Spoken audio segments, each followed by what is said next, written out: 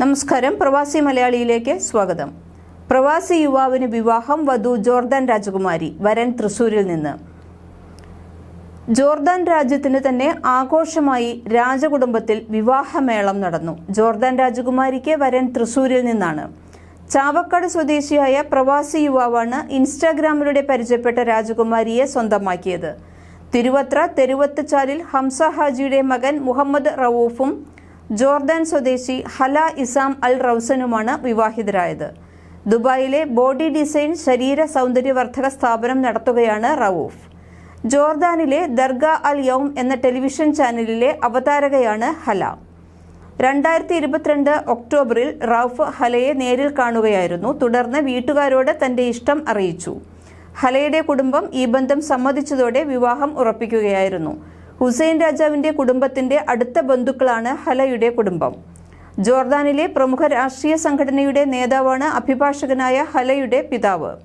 ജോർദാനികളും പലസ്തീനുകളും താമസിക്കുന്ന സർക്കയിലാണ് ഹലയുടെ കുടുംബം. തദ്ദേശീയർ മാത്രം താമസിക്കുന്ന സ്ഥലമാണ് സർക്ക എന്ന നഗരം. ജോർദാനികളും പാലസ്തീൻ അഭയാർത്ഥികളായ അറബികളും തമ്മിൽ സാമൂഹ്യ വിഭജനമുണ്ട്. സർക്ക നഗരത്തിൽ തദ്ദേശീയമായ വലിയ സമ്പന്ന അറബ് കുടുംബത്തിൽ നിന്ന് ഇന്ത്യക്കാരൻ പെണ്ണു ചോദിച്ചു ചെന്നത് അവരുടെ കുടുംബത്തിൽ ഞെട്ടലുണ്ടാക്കിയെന്നാണ് മുഹമ്മദ് റൌഫ് പറയുന്നത്. ആദ്യം എതിർത്തെങ്കിലും ഹലയുടെ ശാഠ്യവും റൌഫിന്റെ സ്നേഹാർദ്രമായ ഇടപെടലിനും ഒടുവിലാണ് സമ്മതം നൽകാൻ ഇരു കുടുംബവും നിർബന്ധിതരാകുന്നത്. അങ്ങനെയാണ് ജനുവരി 21 വിവാഹം നടന്നത്. ചാവക്കാട് നിന്ന് പിതാവ് ഉൾപ്പെടെ 30ഓളം പേരാണ് ചടങ്ങിൽ പങ്കെടുത്തത്. ഇപ്പോൾ ചാവക്കാട്ട് തിരിച്ചെത്തിയപ്പോൾ മാത്രമാണ് നാട്ടുകാർ വിവരം അറിയുന്നത്. 2 ആഴ്ച കേരളത്തിൽ കറങ്ങിയ ശേഷം ദുബായിലേക്ക് പോകുമെന്ന് ഇരുവരും അറിയിച്ചു. കഴിഞ്ഞ ഓഗസ്റ്റിൽ ജോർദാൻ രാജകുമാരൻ ഹുസൈൻ ബിൻ അബ്ദുല്ലയുടെ വിവാഹം നടന്നപ്പോൾ വധു സൗദി പൗരയായ റജ്വ അൽ സൈഫ് ആയിരുന്നു. ജോർദാൻ രാജ്ഞി റാനിയ അൽ അബ്ദുല്ലയാണ് അന്ന് ഇക്കാര്യം ട്വിറ്ററിലൂടെ അറിയിച്ചത്.